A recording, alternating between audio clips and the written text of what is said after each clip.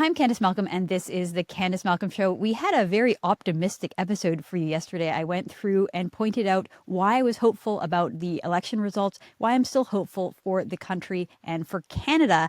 Then yesterday afternoon, an absolute bombshell was dropped out of Alberta. It seems like some people in Alberta just don't want to wait. They don't have the same hope and optimism for the country that I myself hold. So we are going to explain it all. I'm going to ask everybody to just quickly like the video. It really helps us with the algorithm. We want to be able to be presented to more Canadians. We want more Canadians to discover Juno News in our quest to replace the CBC. So help us out by liking this video. Okay, I am pleased to be joined today for this episode by Keith Wilson. Keith is a constitutional lawyer based in St. Albert, Alberta. He gained national attention for representing the Freedom Convoy back when the Public Orders Emergency Commission were reviewing it in 2022. So Keith, thank you for joining us today.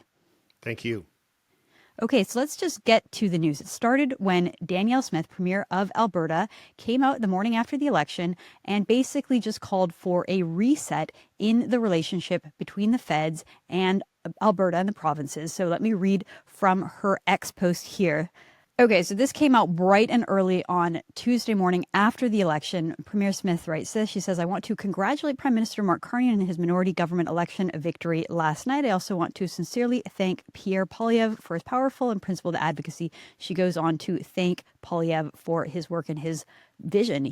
She goes on, she says, as Premier, I invite the Prime Minister to immediately commence working with our government to reset the relationship between Ottawa and Alberta with meaningful action rather than hollow rhetoric. A large majority of Albertans are deeply frustrated that the same government that overtly attacked our provincial economy almost unabated for the past 10 years has been returned to government. As Premier, I will not permit the status quo to continue. Albertans are proud Canadians that want this nation to be strong, prosperous, and united, but we will no longer tolerate having our industries threatened and our resources landlocked by Ottawa.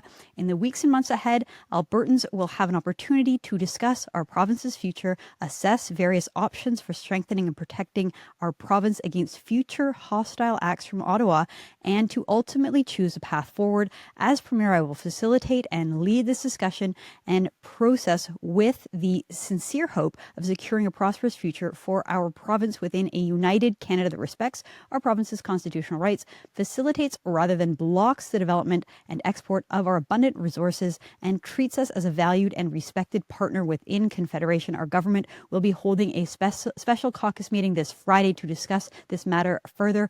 I will have more to say after that meeting is concluded. Wow, what a strong message from Premier Smith, really just laying it all out, saying we are not going to tolerate being pushed around the way that we were under Prime Minister Justin Trudeau. So Keith, what did you make? We'll get to the referendum news and the changes in a minute, but Sure. what did you make of Premier Smith's strong comments there? Well, I think she's echoing the sentiment that she's hearing on the ground as she travels the province. And meets with Albertans and meets with business leaders and community leaders, that the frustration level here is at an all-time high, because it's not just that the federal government has engaged in incompetent decision making. The Liberal government, they've definitely got 5 stars for that, but it's deliberate policy that harms Alberta's economy. It's spectacular. And she sees it. She's an incredibly capable and intelligent leader. She's a data person. If you've spoken with her, she studies numbers and she sees it, and she hears it from the voters of Alberta, and she's echoing their concerns. Well, I think certainly many people in Alberta woke up on Tuesday morning feeling very disappointed about the decision that was made, mostly from people in central Canada. I will say, again, I was optimistic. I looked at around Toronto, looked at the 905, looked at some of even the seats closer to Toronto. I'm talking about York Centre, where Roman Baba was elected. Melissa Lansman elected with 66% of the vote. That's more than Michelle Rempel was elected in Calgary. So there is an appetite for change. There was a bit of a blue wave. It was just a very strange election where the NDP vote completely collapsed. But I think that Premier Smith is really tapping in on this. Now, later in the day, Danielle Smith went on CBC's Power and Politics. I want to play a few of these clips for you here, Keith, because I just think it's so telling the way the CBC is framing the issue, the way that they are openly just defending Mark Carney and his position, pressing Danielle Smith as if they worked for the Prime Minister, as if it was their job to say, this is what Carney has said, this is what Prime Minister Carney says and believes. Why aren't you getting on board with it? So first we'll play this clip where they're asking Premier Smith about her position on pipelines, and she is saying that Canada needs to respect Alberta. We need pipelines. Let's play that clip. Bloc Québécois lost ground as well. What people want is an aspirational government that is going to get things done, that is going to open up new markets so that we're not overly reliant on the United States. And so to think that the old Liberal NDP alliance that crushes the aspirations of Alberta and Saskatchewan is going to work on a go forward, I hope he is not of that view. I think that there's a different pathway, and I hope he takes it.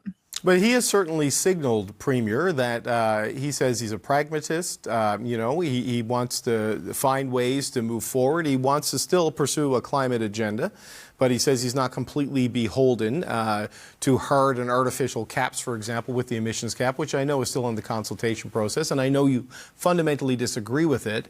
My understanding of the Prime Minister's view is that he believes in it as a policy instrument, but not necessarily with the rigidity of the previous Liberal leadership team.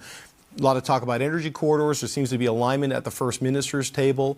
Are you not in any way more optimistic that your natural resources can find easier paths to market and you can get better cooperation with the federal government than you've had in the last 9 years? Well, I always live in hope. But you saw that the Bloc Québécois' first move is to say they'd partner with Mark Carney as long as he didn't build pipelines. Just allow me to rant for a second here, Keith, because Mark Carney is a radical on the climate. You could argue that he is more left-wing and more concerned, pushing this idea of a climate crisis even than Justin Trudeau. But during the election, he decided to, moderate his views and run on more of a conservative platform to get rid of the carbon tax.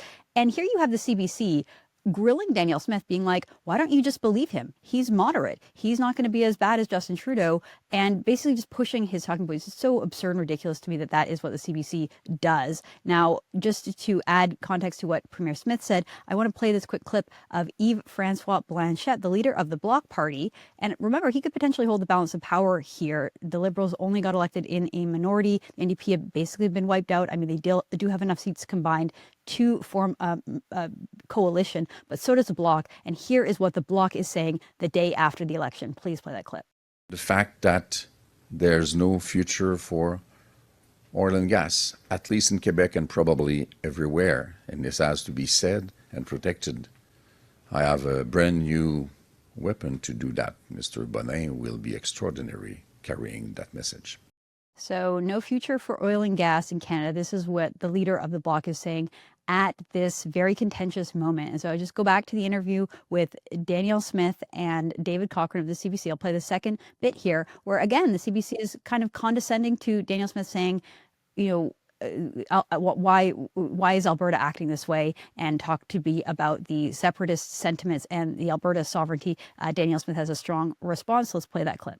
There's a lot of suspicion that you might want to be a little bit more like Quebec. And when people like Preston Manning were talking about a Liberal win, maybe, exacerbating the idea of Alberta separatism, I just wonder what your thoughts are on that. I mean, is this something you would forcefully push back against as the First Minister of Alberta, the notion that because the national election didn't go the way a lot of people in your province wanted, that it becomes a cause for separation? Well, I have always said that I support Alberta sovereignty within a united Canada, and I think that is the viewpoint of many of the premiers, is that they want the Constitution to be respected. They want to be able to have local decision making. They want the environmental process to be at the provincial level. So I'm not alone in that. We have a process in our province where you have citizen-initiated referenda. If you have a certain number of signatures on a petition, issues can be put forward. If there is an appetite for that kind of conversation, that would be the avenue for it. But it's not something that our government would be putting forward. I believe that we've got to try to be on Team Canada, but my view has always been that Team Canada has to show that they're on Team Alberta too. So again, David Cochran's line of questioning is basically, well, you guys lost one election and now you're basically acting like a spoiled brat of Confederation, saying that you want to go it alone. It wasn't just one election, right? And Premier Smith did a great job of outlining how it's been a repeated pattern of disrespect towards Alberta. So I want you to comment on that exchange that we just saw. Well, first of all, I mean, the CBC is the state broadcaster and they are funded by government. They know who funds them. Their glee on election night was spectacular, not even attempt at neutrality. So one has to discount anything you hear from the CBC and be cautious that there's sort of a propaganda type twisting going on. And I think that's what we saw in the line of questioning. But, you know, and I do agree with Premier Smith's position that she has to be, you know, to recognize her role as a First Minister of Canada, in addition to being the Premier of Alberta, and always put effort into making that relationship work. But, you know, we have a pattern of conduct from Ottawa with federal policies that are intentionally designed to weaken our economy, deprive our kids of jobs, prosperity, revenue for government services, and so many Albertans have come to that conclusion on their own and are highly motivated now to say enough's enough.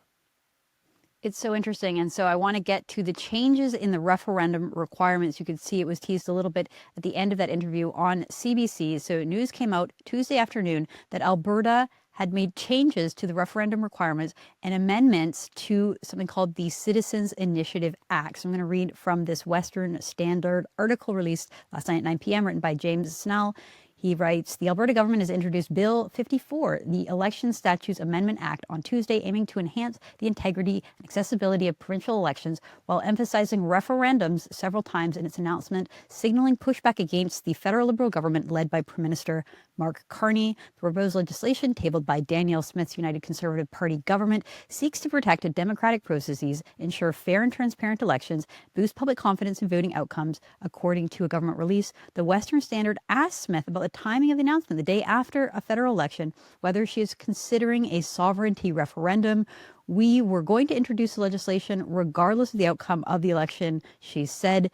To hold an independent referendum in Alberta, currently the process can be initiated through two primary mechanisms under existing legislation. A petition must collect signatures from approximately 600,000 eligible voters, which is about 20% of Alberta's eligible voters based on the 2019 election turnout, within a 90-day period. If passed, this new bill will cut the number needed in half, down to 10%. So at a press conference yesterday afternoon, Danielle Smith made this announcement. Let's play that clip. We are expanding opportunities for Albertans to be involved in direct democracy by making changes to the threshold needed for successful citizens' initiatives. The signature collection time for citizens' initiatives will be extended from 90 days to 120 days. We are also improving the process by setting the threshold to be 10% of the number of eligible voters who participated in the last general election. Wow. So yes, she says it's unrelated to the fact that the election happened yesterday, but I mean, come on, this is a huge news coming out of Alberta that the Premier is making it easier, making it an easier pathway for a referendum on independence. Keith, can you talk to us about the law, the legality of this referendum initiative? Sure. And I think it's really important to understand why we're even talking about the concept of referendum in this discussion, which is Canada is a very unique country in the world in terms of democracies, in that most countries do not have, and by most I mean just about all, do not have a mechanism where legally a region of a country, a province, or a state can hold a vote, a referendum, and decide they no longer want to be part of that country. This is exceptionally rare in democracies, to have in the constitutional jurisprudence a mechanism for a province in Canada to hold a vote. And of course, it all emanates from the 1998 reference case regarding Quebec succession, when Quebec was going to hold a referendum. So that's why we're talking about a referendum, is that Canada has this unique phenomena at law where a region, namely a province, can hold a referendum. So the question becomes, well, how does any province hold a referendum? Well, interestingly, each provincial legislature gets to decide what referendum laws they're going to have, if any. And Alberta has had a referendum law in the books for a very long time, and it basically says that the cabinet, the provincial cabinet, can decide to hold a referendum on separation or independence. But the Kenney government, under the UCP prior to Premier Smith, brought in legislation for citizen-initiated referendum, where if the citizens assemble sufficient signatures on a petition, essentially, that will compel the government to hold the referendum. So either the people can force the provincial government's hand to compel a referendum on independence, or the cabinet itself can decide to call one. The problem was that under the Citizen Initiative Act, they had two bars. If you wanted to get a policy changed or legislation changed in a particular area, you had one bar, which was 10%. But if you wanted a constitutional amendment, it was higher, it was 20%, had all these other hurdles that you had to overcome. And the government and Premier Smith took the position that she announced yesterday, that there should be one standard. If the citizens decide they want to compel government to act, there should be one standard. So she brought the constitutional standard down to the other standard. The practical effect is that prior to these amendments announced yesterday, in order to force the Alberta government to hold a referendum on separation, we would have had to have, in 90 days, got 600,000 signatures. Now we have 120 days to get 177,000. So we've gone from 600,000 signatures down to 177, and the amount of time has gone from 90 days to 120 days. So it's a very viable target, I believe. Well, Keith, I wanted to point this out because this was an op-ed published in the Toronto Star on Saturday, 2 days before the election. Just absolutely made my blood boil. The headline says, "Perhaps it's time Alberta does go it alone and say goodbye to Canada." This article is just dripping with the smug leftist disdain that characterizes some in central Canada. I will say, I don't think this is a common sentiment amongst people in Ontario. I think that, again, as I pointed out, there was a blue wave in Ontario. It just wasn't enough. And it didn't sweep in places like Ottawa, where there was a red wave, right? We saw Pierre Poilievre lose his own seat. But in Toronto, there were a lot of pickups, a lot of seats. This doesn't represent the views of people in Ontario, but it does represent the views of people like, partisan liberals, people who were doing the whole elbows up thing. And I mean, I'll read a little bit of it. I don't want to subject you and our audience to it because it's just so brutal. But this is written by David Olive, who is a columnist at the Toronto Star. So it's not like a guest op-ed written to be provocative. This is someone who works for the Toronto Star, who gets paid, who writes in this paper day in and day out. He writes, "Alberta's giving me a headache. The province stands alone in its incurable sense of grievance with the rest of the Federation. Not even a $34 billion expansion of Trans Mountain pipeline built by Ottawa to get Alberta oil to non-U.S. markets for the first time has reduced Alberta's belly aching." So he basically just says, he goes on, he says, Alberta doesn't do gratitude. It does righteous indignation ad nauseum. So he wants Albertans to thank Prime Minister Justin Trudeau and Prime Minister Carney for the government bailing out a pipeline that they never wanted that to happen in the first place, that Albertans should be gratitude. So, I mean, this is kind of the sentiment, which I don't blame Albertans for seeing this and saying, yeah, I don't want any of that. I would only caution it to say this is not representative of most people in Ontario. What did you make of that op-ed? Well, first of all, I mean, I'll just knock the easy one off. What was until the Liberal policies were brought in, what was the Trans Mountain pipeline going to cost the taxpayer? $0. Right. $0. The company was going to build it and starting to go through all the processes. I actually had cases where I represented landowners along the route. And the federal government put so many regulatory obstacles in front of them that they said this is no longer a viable project, and they walked. And so the government had to step in and take over and mismanaged it in the extreme. And that's why the cost ballooned to $34 billion. It should have cost the taxpayers nothing. That's what was going to happen until the federal Liberals screwed it up. But one of the things, even in the more moderate folks that I've encountered from Central and Eastern Canada, their lack of understanding of the basic roles and responsibilities of governments and who does and pays for what is remarkable. People come after me on Twitter and say, well, how are you going to pay for your health care then? Well, we already pay for our health care, and we net pay at least $20 billion a year to Ottawa that we don't get back. So we'll actually have $20 billion laying around in our pocket to maybe spend a little more on health care. Thank you very much. People think that the Crown land in Alberta means federal Crown. It doesn't. The only federal land in Alberta is 4 national parks, 4 military bases, and a number of Indian First Nations reserves under the treaties. And when you combine that all together, the First Nations reserves only 1.31% of the land base, and then the federal component is 20. Some people think that the federal government owns the oil and gas here, all owned by the province. The water.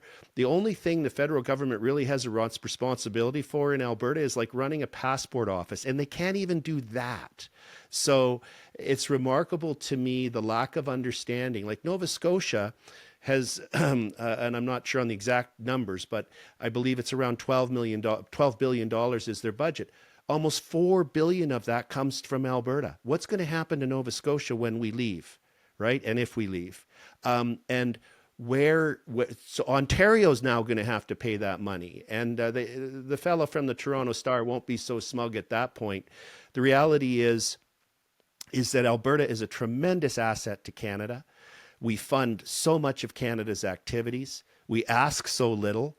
And instead, we've just been harassed and economically abused. And Carney, who I've been studying for years, is a melding of Gabot and Trudeau on superdrive. Like this guy's climate extremism is troubling. And then he's also, if you research his wife, she's a very extreme climate activist as well. So when he gets home, from the cabinet meeting, he's going to be, what did you do to stop the planet from burning up by increasing its average temperature by 1.5 degrees Celsius average? So, I have no optimism that Carney's going to change course. He talked about making Canada an energy superpower. And I don't know if you picked up on this, because I sure did. Near the end of the election, at some scrum, he was pushed on it, and he qualified it by saying, oh, what I meant was a renewable energy superpower. Well, what we've experienced in Alberta, because I track the hourly electricity generation, when we need electricity the most, when it's minus 40 degrees here, there's no solar generation and there's no wind. They can't run the windmills. They'll break. The hydraulics are frozen when it gets that cold. The other peaks are in the summer when it's extremely hot. Well, the wind typically doesn't go, and solar panels don't perform well in high heat. So this idea, and then they have this thing of line loss that they don't understand. As soon as you put electricity down a transmission line, at each mile it goes or kilometer it goes, there's less of it. It's line loss. If you stop and stand under one, you hear buzzing. That's electricity dissipating. So this idea that we're going to be a renewable energy superpower and export this is pure fantasy. It's delusional. That's what it is. It's all delusional. Mark Carney is incredibly radical person, and yet people like David Cochrane and the CBC, it's like their job is to defend him and to pretend that he's a moderate person, pretend that he's down the middle of the road and that he will protect all. I can understand the frustration in thinking that if Mark Carney got a majority government or a minority propped up by the bloc with that no pipelines, no oil and gas mentality, that is just completely at odds with Alberta. Premier Smith doesn't strike me as a separatist in any way. I think she's tried to make it very clear that she wants Alberta to have more sovereignty, more independence, more respect, but not leading an actual separatist movement. although it just seems like reading the comments, reading the sentiment from people, even Juno News followers reading the comments on our work, that there is a large appetite, a large amount of anger against the Laurentian elites, the establishment, the Liberals, and people like Mark Carney. So, Keith, I'm wondering if you can maybe help us see what's going to happen next. I don't want you to make a prediction, but what do you see happening in days and weeks? What's going to happen from a legal perspective? And do you think this movement is going to take off from here? So, first of all, I'm fortunate to have known Premier Smith prior to her being Premier. I first met her and worked with her 20-some years ago, maybe 27 years ago, when she was the executive director of a property rights institute in Alberta. And I've gotten to know her. And fundamentally, she believes in democracy. And she believes in grassroots democracy in the sense that the people should decide, that she's the leader of the people, but the people should set the direction. So I think that's what you're seeing here with the increasing the tools that citizens have to give direction to their government. In terms of next steps, it's not, the legislation sets out a very rigid and formal process for citizen-initiated petition. And it's not just any piece of paper. It's not just any website. There will be no digital. It's going to have to be actual forms that are obtained from our chief electoral office and sanctioned and approved with a clear question. And specific forms will be issued, and organizations will then go out and try and secure the signature, the address and the phone number and the name of the individual and get the sufficient number. I think that process is going to start fairly soon. And I'm optimistic that that number will be achieved. And then what will happen is if we do surpass the 177,000 mark, then the government will be obligated to schedule and hold a referendum. We do have municipal elections previously scheduled that are going to occur in October of this year. As to whether the timing would line up to hold the provincial referendum on separation at that time, I don't know. Too early to tell. And then on top, so that would then... Wow. That's coming up fast. And so would it just be a simple majority, like 50+1? Or yeah, so how that works, Candice, is under the Supreme Court of Canada ruling codified in the Federal Clarity Act, is that the referendum, so let's just say for argument's sake that things do move that quickly, and there is a provincial referendum on separation in Alberta in October in conjunction with our municipal elections, province-wide.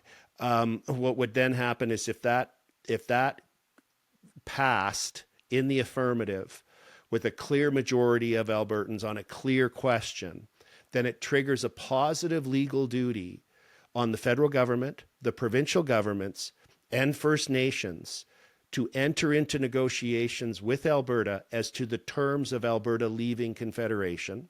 No one can sit it out. No one has a veto. They can't just say, well, I'm not coming. The First Nations can't say, no way, we're not interested. They have to participate. That's what the law is in Canada, as confirmed by the Supreme Court of Canada. And the details will be worked on. It may be for the First Nations that they decide they want to keep their lands federal, and there'll be these little enclaves and continue to be ruled and administered by Ottawa. But that hasn't worked out so well for them either, for many of them. They may want to and Alberta could step into the shoes in the treaties and honor them, or they may want to negotiate a whole new relationship. That would all be on the table. And part of that agreement would include each province agreeing to pass a resolution in their legislature confirming the terms of separation and succession, which would then meet the requirements for amending the Constitution. That is a step. But then we got the wild card. Donald J. Trump, real estate mogul, likes to acquire things. Alberta has the third largest reserves of oil and gas. We have most of our cattle that's produced all goes to the United States. A lot of agricultural products go to the United States. We have a north-south trade, not an east-west trade, in terms of our economy. He could be stepping in at various times as he tends to, and he may make some kind of offer that will completely change the dynamic of the sentiment in Alberta, as well as the negotiations with the rest of Canada. Wow, unbelievable. What an interesting time for our country, for Alberta, for the future of Canada. Keith, really appreciate your time. We're going to have you on frequently to help us understand and have updates on this as it goes. Appreciate your time today. Thank you very much. Right, that's Keith Wilson, a constitutional lawyer based in Alberta. Folks, this is all the time we have for today. Thank you so much for tuning in. We'll be back again tomorrow with all the news. I'm Candice Malcolm. This is the Candice Malcolm Show. Thank you and God bless. You're watching Juno News, Canada's fastest growing independent news network. Our team works day and night to bring you nationwide coverage of the issues that matter. Honest reporting of the stories that put Canadians first. From far and wide, Juno is doing the work to turn the dial in the right direction, bringing you the news from the field and in the studio. Wherever it takes us, we get the job done. For you, for Canada.